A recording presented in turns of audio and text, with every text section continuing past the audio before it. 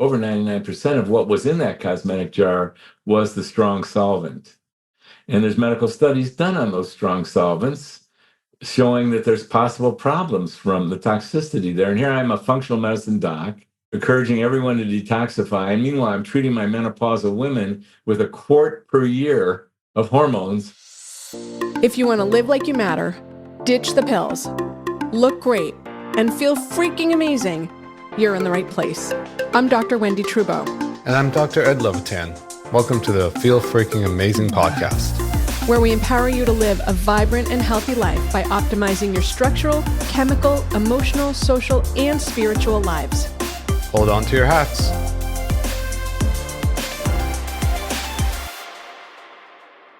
Hello and welcome to the 5 Journeys Feel Freaking Amazing podcast. I'm Dr. Wendy Trudeau and we have an amazing guest today. I say that all the time, but we really do. Our guest today is Dr. David Rosensweet. He is the founder of the Institute of Bioidentical Medicine and the Menopause Method with over 30 years of experience specializing in andropause and menopause treatment. Currently, he spends the majority of his time training medical practitioners to specialize in menopause and andropause medicine using his organic and solvent-free methods. David, welcome. We're so happy to have you here today. I know I'm speaking the royal we, but Thank you very much, Wendy. it's good to have you here. My partner can't be here. He was here earlier, so it's like a rare animal in the wild sighting, but he's not here with us today. So it'll just be you and me. So tell me, how are you testing women? Are you doing blood? Are you doing urine? Are you doing nothing? Like how do you evaluate the right level for women? How do you approach that? In a lot of different ways. And but as far as hormone levels go, we use 24-hour urine hormone testing. It's been around since the late 60s. I love it. And our particular organization, we've run cross-testing, split specimens. We've sent it out to many different labs, including several you're familiar with. And right now I stand by, I want to give you my best shot. 24-hour urine hormone testing is the best to me, by far. So women are collecting their urine for 24 hours and then they send it in and you're measuring the levels. That's right. Okay.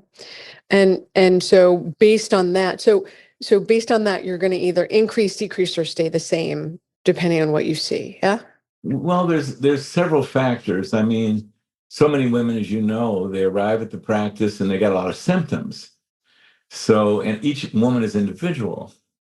So what I learned a long time ago was to isolate out the estrogen that we're going to administer, the progesterone, and for most women, right out of the gate, testosterone and DHEA. And we're going to start low and we're going to gradually increase and define methods of doing this.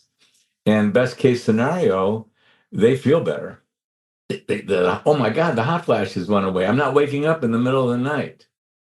And if they keep on increasing and they go too high, they're going to get symptoms of overdose most of the time. For example, women will get breast glandular cell overstimulation and they'll get breast tenderness. And we outline all this on cards that we give to women that list symptoms. And so if they go too high, we have them back down. And what are we listening for? The woman said, oh my God, I think I found my sweet spot. And women vary. You know, some women emphasize the estrogen and less progesterone. Other women need much more progesterone. Then there's the testosterone out here. But we're looking for this clinical sweet spot. So we don't test women's hormones ever until the 3, 4, or 5 month mark when they say, wow, I feel good. Now, what I did is I went into the medical literature decades ago to try and define, yeah, you feel good, what's too much and what's too little. And there's really good information in there. And with the 24-hour urine hormone test that we use, the laboratory agreed to publish our parameters of too much and too little. So we know that if you don't get enough estrone and estradiol in the urine, if you drop below 8 micrograms for 24 hours, you're at risk for vaginal atrophy and bone loss. Minimal. We know that because the good studies have been done. If you go too high, you're at risk for breast glandular cell proliferation. So we define an optimal range for treating women in menopause. And that turns out, let's look at young women. Some young women, they need this amount of estrogen to have regularly menstruate and to be fertile and have term pregnancies. Other women need 3 times that much. There's that much variation in young, healthy women. Where we find the optimal menopause zone is right below that. And we define that on the 24-hour urine hormone test. Now, are there exceptions? Yes, there are. What the medical literature is very clear about is you might be able to define the lower limit for bone loss and vaginal atrophy, but not for dementia, not for cognitive decline. There's some women who really need robust doses of estrogen to rescue their brains. And we'll go all out, I know stories, I know physicians who've worked with this. And if you're curious, I can tell you how we handle that. So sometimes you make exceptions. Sometimes you deliver more hormones based on risk and benefit, and dementia is a big deal. So to rescue someone from dementia, you need robust estrogen doses in many cases. I'd like to go back to the symptoms. So when a woman's overtreated, she's going to have so she's going to notice her breasts get bigger and more sensitive. Are there any other things that you're having your patients look out for as a sign of too much estrogen? Yeah. I mean, you can get irritable, you can retain water. The big one is the overstimulation of the breasts. And those are the big ones: water retention, irritability, and the breast symptoms. It can even go further than that. I mean, you get overstimulation of the uterus, you can get bleed. You can get a uterine bleed pretty easily. It's not hard to produce the uterine bleed with overdose. You can get cramps when we haven't had cramps for 10 years. So those are the main symptoms, and they're pretty reliable, and they're not 100% reliable. And it's one of the reasons we do confirm everything with the 24-hour urine hormone test. Now, up until recently, mammography, routine screening mammography, was very much a part of how we monitor women. Like if a woman has increased breast density on mammography, we want to treat those women. We want to give them things to reduce or halt the progress of breast density. So when you're dosing women, do you have a favorite form? Are you a patch guy? Are you a cream? Are you pellets? Are you where do you land on this? Well, I started out of the gate having a compounding pharmacist that had been doing it for quite a while. And I was an immediate fan of topical. And so I started out with topical. And estrogen, you don't want to administer estrogen orally. You know this, of course. You have to administer larger doses. You get first pass through the liver. And there was a certain number of women who, when they took estrogen orally, they got clots in their lower extremities and even in their lungs, because estrogen orally can promote coagulation and can promote inflammation, the development of those proteins in the liver. So you don't want to give estrogen orally. And it works beautifully topically. And what I like for the estrogen is biased. And it really originates that in a normal young woman's menstrual cycle, there's two different phases of it. In the initial part of the cycle, she's preparing for the possible fertilization and implantation of a fertilized egg. And what she does is she proliferates. She forms new cells in the lining of her uterus to form a brand new receiving bed for a fertilized egg. Proliferation, new cells, mitosis. And this is staggering to me, she also begins preparation for lactation. She gets increased production of breast glandular cells, cell division, cell mitosis, every single month, every single cycle. A lot of women feel this. Their breasts get fuller, even more tender as the cycle progresses. And that's called the proliferation phase, preparation for pregnancy. If the woman does not get pregnant, she deproliferates. The cells break down in the uterus and she menstruates. The breast glandular cells disappear by a process called apoptosis. I love that name. And her breasts get less full. And the first half of that cycle, the proliferation phase, is inspired by a receptor site, estrogen receptor site alpha. The interaction of estrogen with alpha is what moves towards proliferation.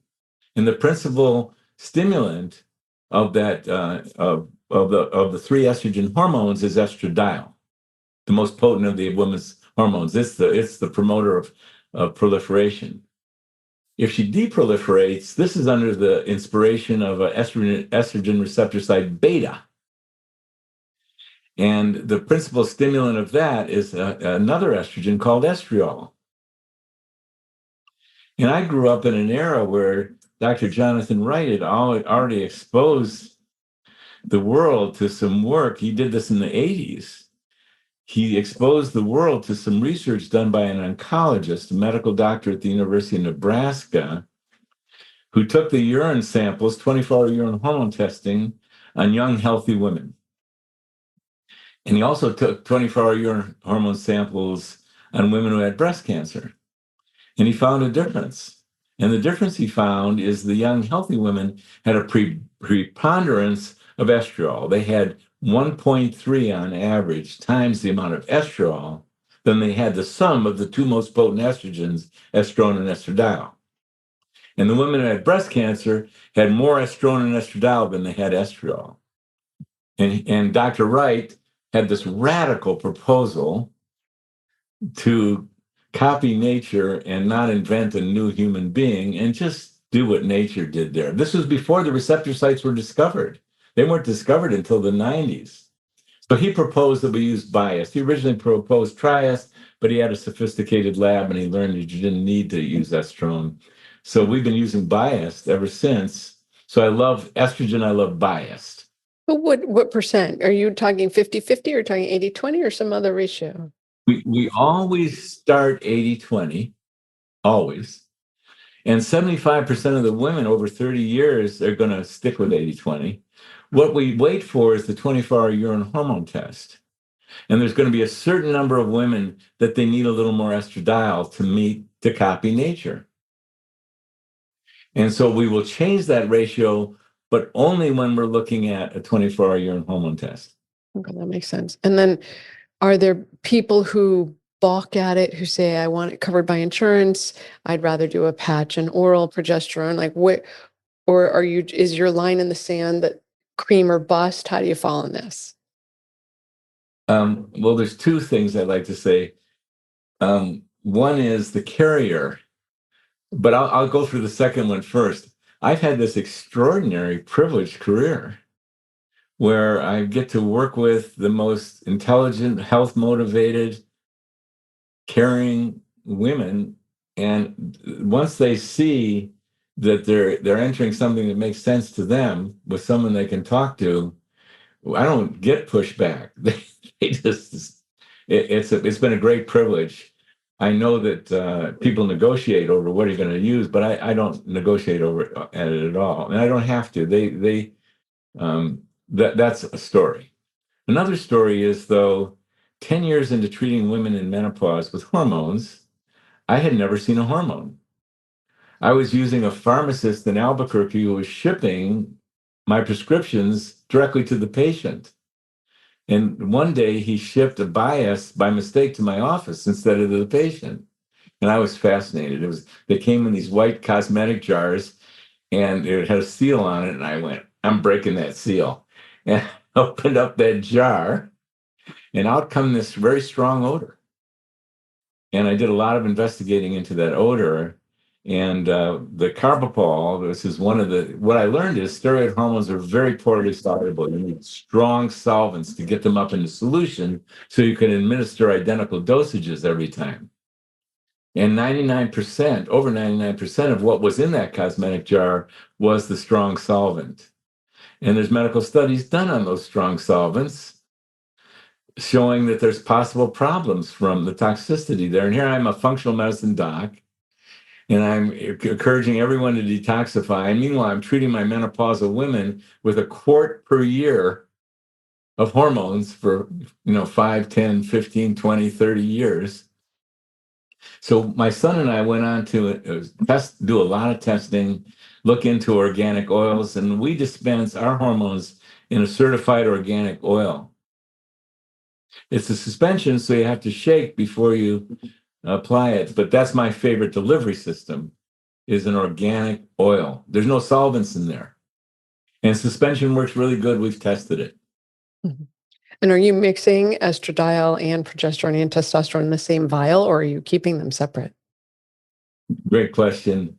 I like twice daily administration of Biest, morning and evening. I think that produces the technically, medically optimal way to administer Biest. So you don't get a Biest, a single peak, you get two peaks. And that's more mimics what the ovary did. The ovary didn't wake up in the morning and dump all the estrogen into the system. And peaking in the world of hormones is associated with some challenges. So we at least break it up into twice. Progesterone, I really like at night. It can have so much sleep benefit, so we don't mix the Biest and progesterone. And DHEA and testosterone can be combined. We do that. So there's a total of 3 bottles that the women that we work with get.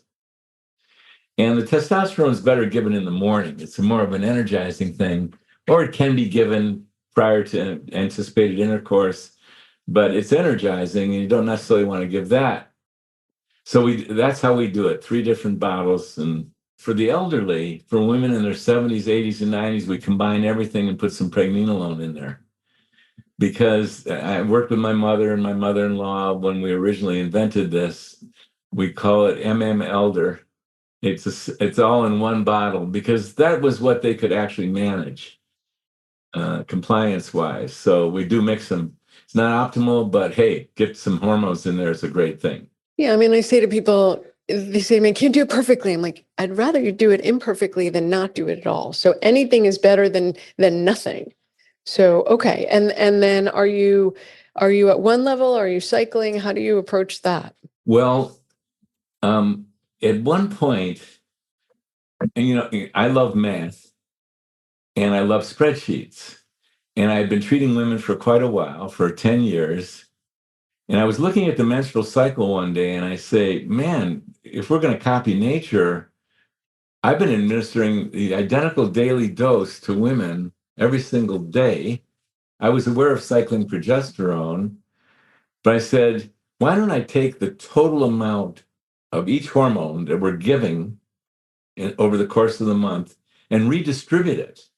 So they're getting the same total amount because they've titrated to symptom alleviation. We know what their individual amount is, but with an Excel spreadsheet and a little math, I was giving these women these Excel spreadsheets that gave them 4 different dosages following the menstrual curve. And I was telling Dr. Wright about it, and he was very excited because, oh, now we're really copying nature. And then I did it with every single one of my patients. And then we have an annual follow-up. And here's what I learned on the annual follow-up. I said, well, how did you like that cycling thing? And the women said this. Well, I thought it was a good idea, but I much preferred my daily steady dose. So I stopped doing it. I've been taking the same steady. 9 months ago, that was a good idea. Now I'm back to every day. Every single patient. But along the way, Dr. Wright had said, he has a 24-hour urine hormone lab. He said, why don't we test these women 3 times during the cycle? And we did. We tested them day 7, day 12, and day 21. And the results were different than they didn't match the menstrual curve. The lowest number was on day 7, the medium number was on day 12, and the highest number was on day 21. So transdermal was not mimicking the menstrual curves. That was one way I learned about this. And then the other way I learned about it is I would cycle progesterone initially. I would have a perimenopausal woman who's used to getting this major, robust output of the ovary of progesterone mid-cycle if she ovulates, and only if she ovulates. So I would give her progesterone during the second half of the cycle to my patients. I said, let's do it the way nature does it. And then this is what I would hear from my patients. Those 2 weeks that I take that progesterone, I feel really good. Would there be anything wrong with me taking it earlier than the 2 weeks? Because when I'm not taking it, I don't feel good. And what did I know? I mean, we were co-creating these protocols along with the women. I said, sure, go ahead, try it. I don't see any harm. These hormones are so beautiful. And here's what I heard from the women. Well, I already have been, and I like to take it every single day. I had a very strongly independent demographic. So we did it together. So between all of that information, I no longer cycle it like that. Although I'll say to a young woman in her 20s, if she's having anxiety and irregular periods, thus it's unlikely that she's ovulating, and that anxiety is severe, my number one go-to wonderful is progesterone. And I just so much believe in individualization. I'll give patients different dosage possibilities, but I always say to women, let's figure it out together. Let's figure out your body together. And I wrote a book for women, thinking that if they had enough information, we'd be able to, because when I started out, there was very little knowledge. So I said, well, I'm going to give the women a certain amount of information, and together we're going to figure out how to individualize these things. And in young women, I think it's very important to not go in with any preconceived ideas, but first let them give a trial of progesterone.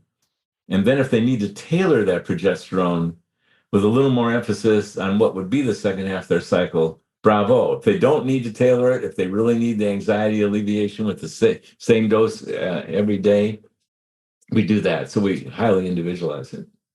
Do you ever do pellets? Never. It's so funny because I'm super commitment phobic. And when I got married, I said to my husband, I'll commit for 50 years, but I'm not committing for life because it's too long, right? I don't know why 50 years fine, but life was too much.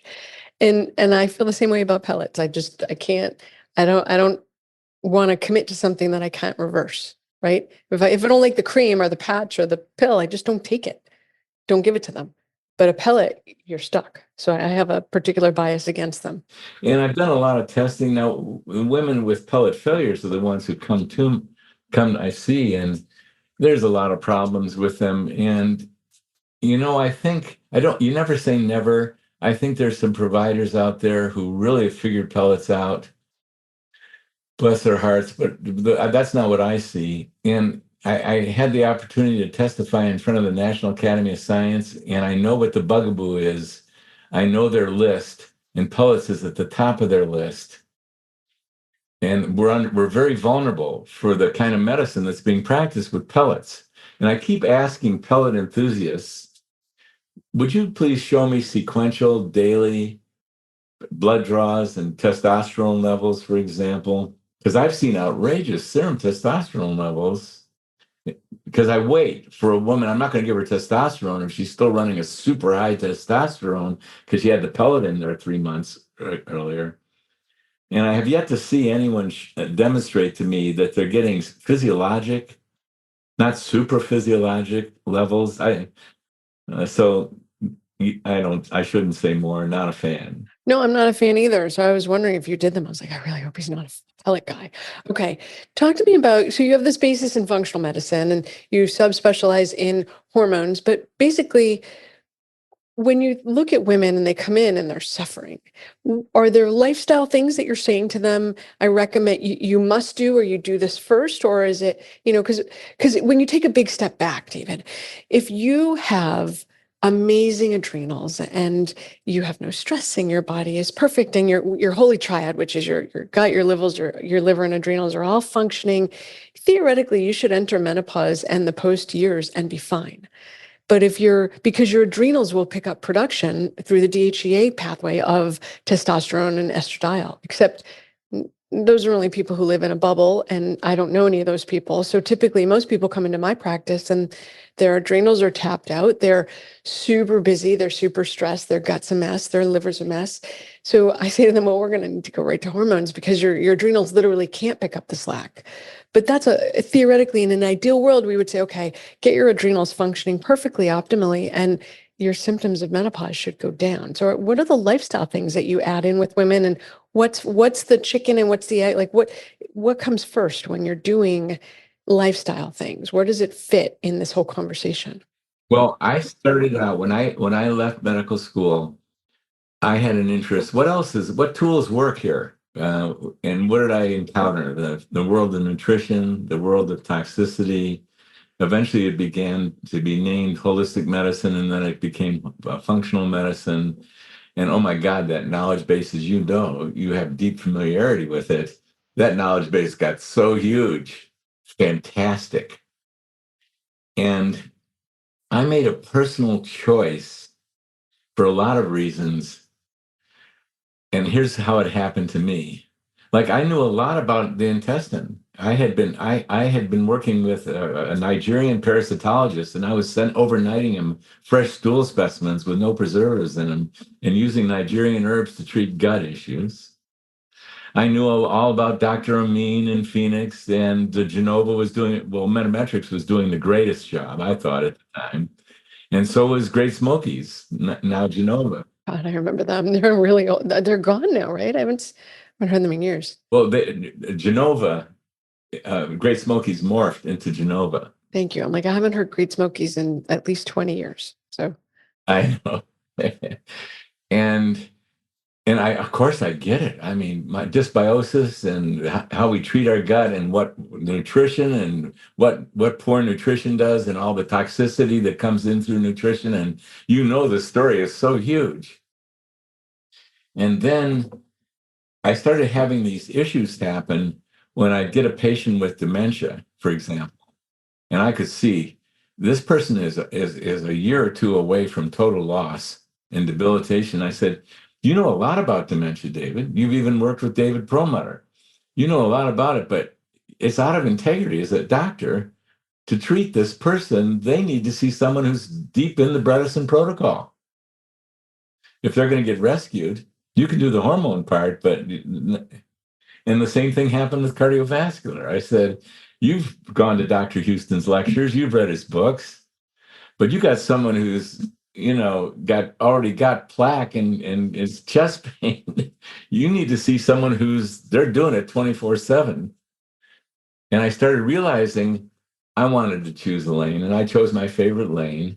And so we want to be part of a team. So when I start seeing that there's these multitude of issues that someone comes to my office with, and they need to address diet, and they need to address their dysfunctional response to stress, and they need to detoxify, what I'll say is, I'll make an evaluation and it's a common evaluation. I'll start them with the hormones, because these are the most powerful biochemicals in our body.